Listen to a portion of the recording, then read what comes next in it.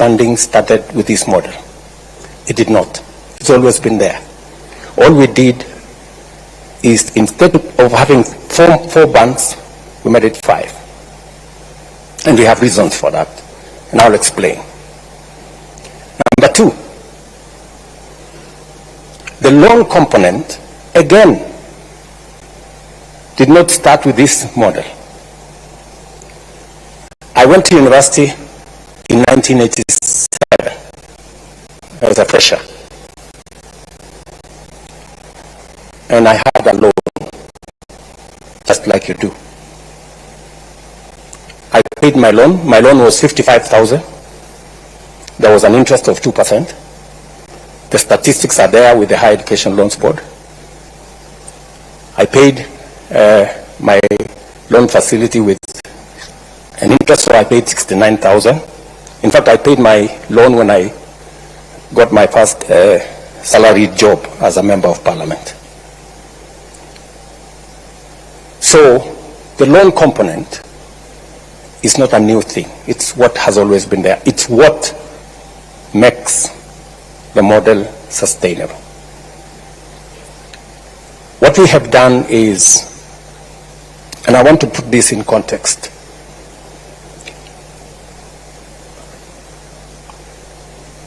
we have about 10,000 secondary schools. 3,500 secondary schools in mostly rural areas, informal settlements, marginalized areas. 3,500, they don't send a single child to university. Whole communities, whole villages don't have a single child they send to university. It is the reason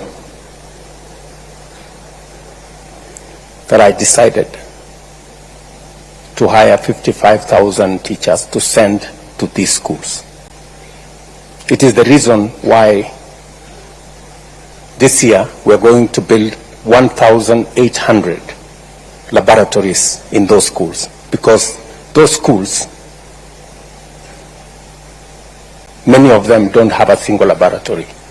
Many of the students who do exam in Form 4, they meet first time a laboratory setting during the examination. That disturbs me a lot, that we have close to 1,200,000 children who go to school and they have no chance of going to university because of the school they attend. Let's put that aside.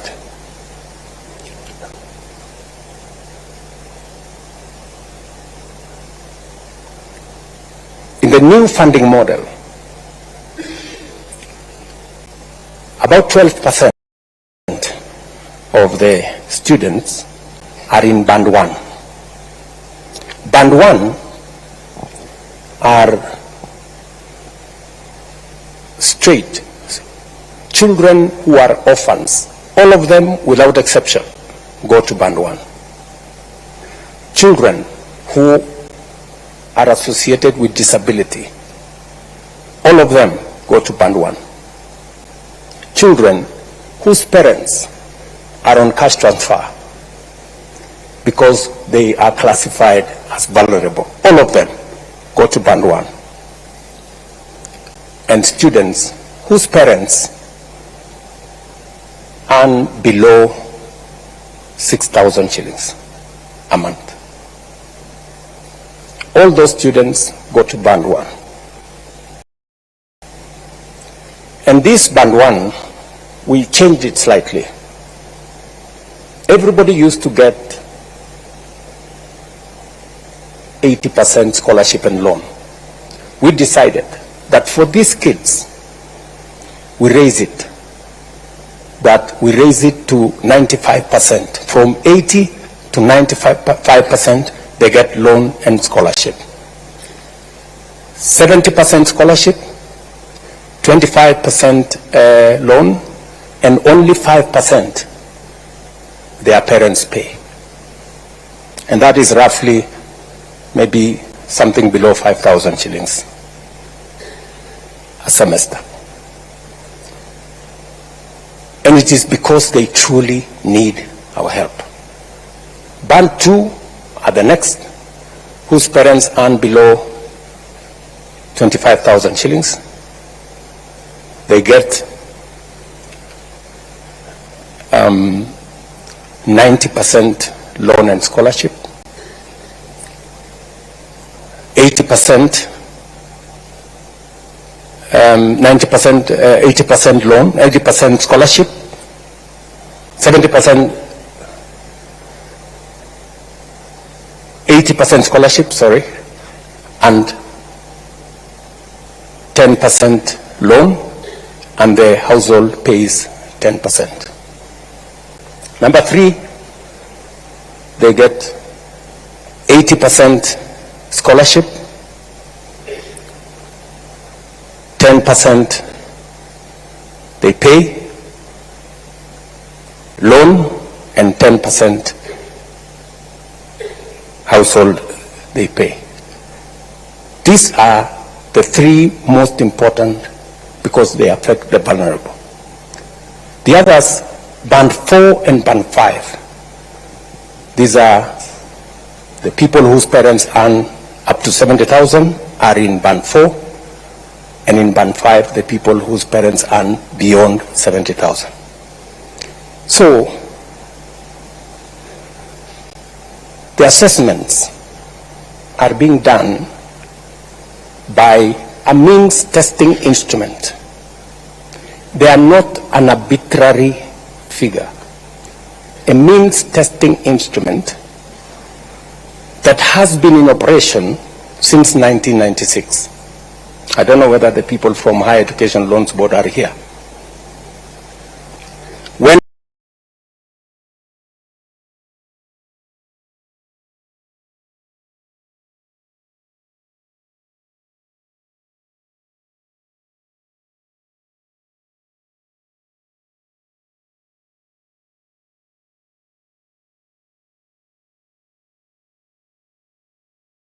did the means testing instrument come into?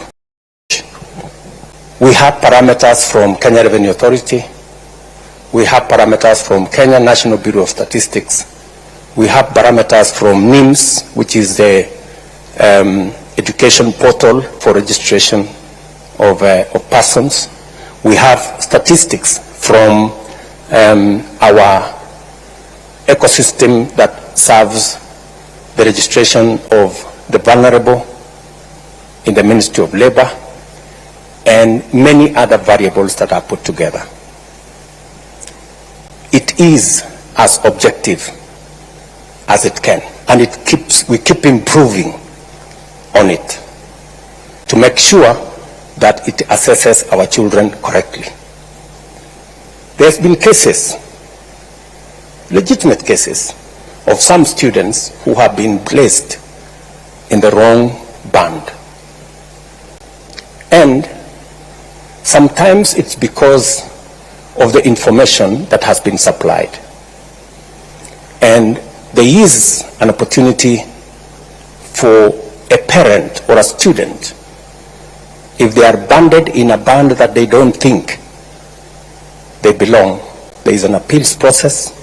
Last year, I think we got 9,000 or 10,000 appeals. This year, we've gotten how many appeals so far? How many appeals so far? 26,000 appeals have come in, and they are being processed. And they have undertaken that any appeal of the 100 and how many students applied?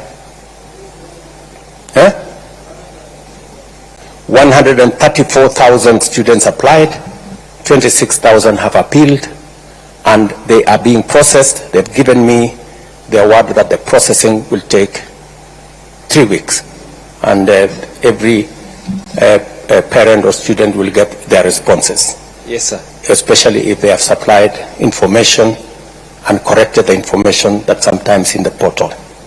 Yes, sir. Some of the time, when students go to a cyber, and sometimes the cyber keys in information that's not correct, we end up with the wrong information, and sometimes we end up with students in the wrong band. But overall, it's a process that has been tested, it's a process that has worked, and we want to use it to take our education to the next level. Let me conclude so that I can take questions from you. Let me conclude by saying I have engaged stakeholders. I have had already 3 meetings with vice chancellors because I wanted to get feedback from them as to whether the model is working and whether the model is sustainable. In all the 3 meetings, the vice chancellors and the managers of our universities have confirmed to me that the model is working, and that together, in fact, one vice chancellor told me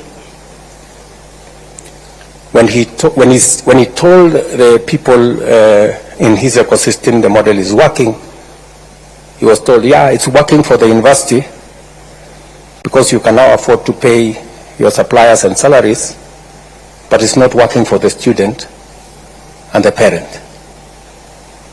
But then I asked him, if it is working for the university belongs to the students and the parents. Or at least so I think. The other feedback that I have got from the vice chancellors is that we need to do more explaining. The students need to understand it, the parents need to understand it. And that's part of the reason why I decided to have this town hall so that we can have a conversation. I've also engaged students in different fora. They've told me their concerns. They've told me about this loan. They don't want this loan. They want it to be a scholarship. And I have told them the loan is part of what sustains this. If I didn't pay my loan, possibly you couldn't get a chance to learn. So everybody, it's a continuous process. You pay today, you learn today, you pay tomorrow so that somebody else can learn the next day, and they pay, and we all, it's a relay of sorts. They have raised issues about some of the students that are being put in the wrong bands, and I have explained to them that these are issues that we can correct. So, ladies and gentlemen, welcome to this town hall. I know I've taken a bit long. Welcome to this town hall. I'll field questions.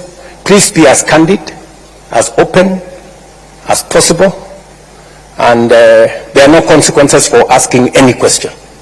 So.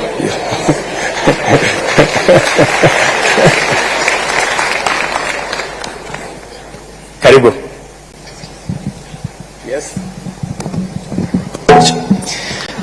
Thank you very much, Your Excellency, and standing on the already established protocol. Your Excellency, my name is Evans Mushanga. I come from Chuka University. I'm a law student headed to 4th year. And Your Excellency, thank you for laying the background. And Your Excellency, we have seen the principles that you're coming from. But Your Excellency, in the 5,300 students that Chuka University has called so far, there is a concern of loans and interest. Your Excellency, loans and interest are at the core of this particular model and are at the core of the concern of these particular students. Your Excellency, I was just looking at the statistics, just to be factual in nature, and I was seeing that by 2023, we had around 120,000 defaulters. That's an estimate of 8.5 billion shillings due to this loans and interest. When I was looking at the statistics, in the United States of America, we had a debt crisis of around 1.6 trillion US dollars and 48 million defaulters. So, Your Excellency, the point of concern is, can these loans be made as grants? That's number one, Your Excellency. And why isn't that the case? Because you've already said that you can't make them grants and you can't make them scholarships. So number two, Your Excellency, can we increase the grace period for the repayment of these particular loans?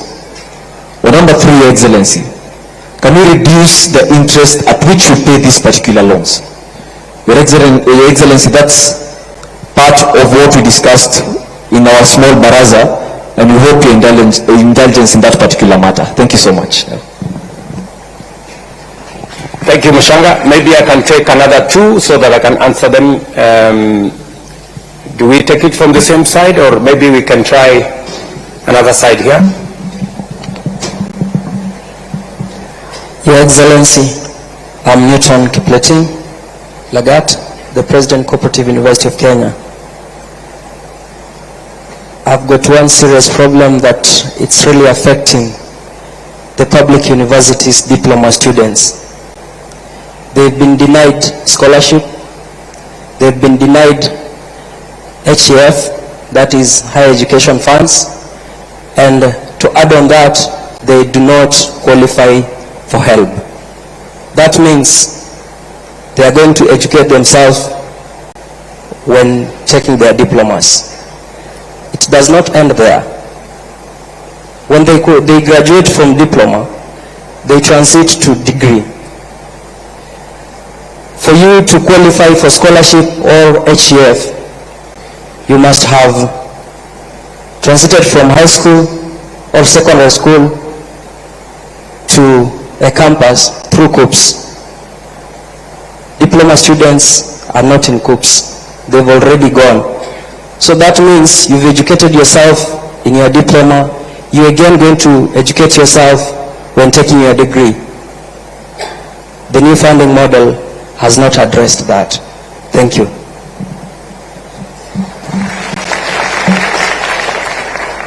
Thank you. Maybe we can take one from this side. A lady for a change, maybe. Thank you.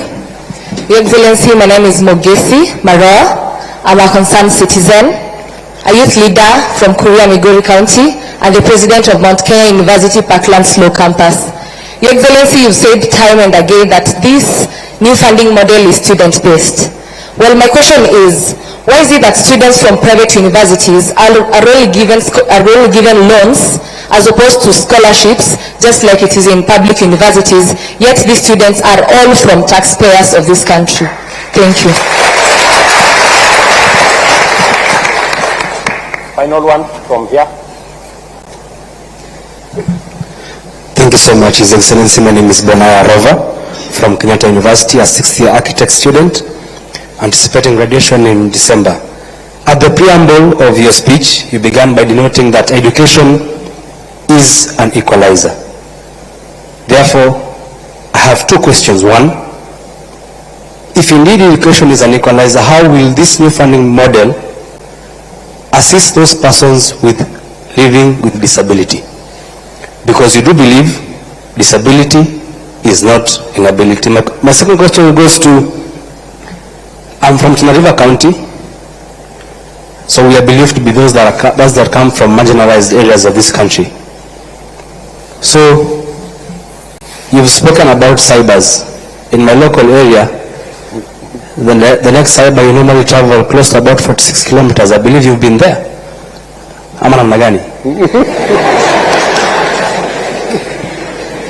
So mine is to ask on these persons that live in marginalized areas, if they will be able to access internet and all this connectivity for them to be able to be put along this new funding model. Thank you.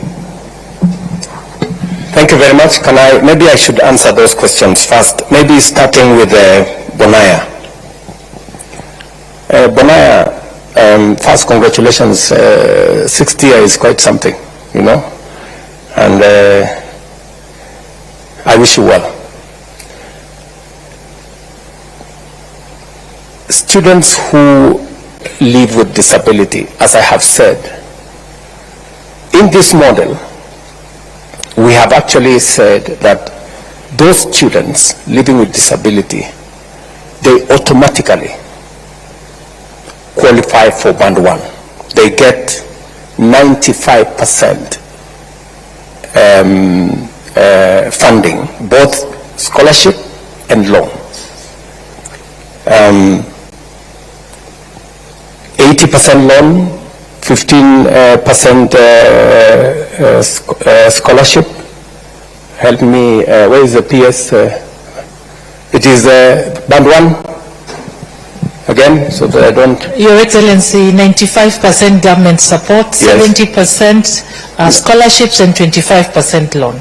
Okay, 70% scholarship and 25% loan. Yes. Correct. So those are the students, and the parents only pay 5%. In the old model, they were paying 20%. Was the was what was outlying. Secondly, you are aware that people living with severe disability, we have expanded the numbers of citizens who now qualify for cash transfer. We had 1.2 million citizens. We've now expanded that to 1.7 million citizens. We just recruited another 500,000 aged orphans and people living with disability, for us to be able to look after the vulnerable. Because as a society, we have to look out for the people who are vulnerable, especially those who live with disability. Number 2, you asked me about cyber. It is true. I was in Tana River actually about a month and a half ago. And I can confirm that the distances are far. But the good news is this. If you speak to your member of parliament, we have already agreed with them that they will set up an ICT hub in every ward in Kenya. We have changed the law. The CDF law that was used for just building schools, we changed the law. I signed the law into effect, and now we are using CDF to build an ICT hub in every ward for 3 reasons. Reason number 1 is to make sure that ICT infrastructure is available to citizens, including students. Number 2 is because we have a big program on digital jobs. And number 3, we want to encourage digital commerce, and we want government services to be available on that digital space, and therefore citizens don't have to come to Nairobi or to go to other areas. They can access government services from those ICT hubs. So we have a plan around the ICT hubs. I got a brief yesterday. We are now delivering we're now delivering internet using Kenya power lines. It's easier. So every place where we will have a Kenya power line, it will be possible to access the internet. We have already rolled out that program. Mugesi Maroa, sorry if I get your number right. You have a very valid point that private universities have students whose parents are taxpayers. That's correct. Public universities are run using public funds. We sponsor, as Government of Kenya, public universities.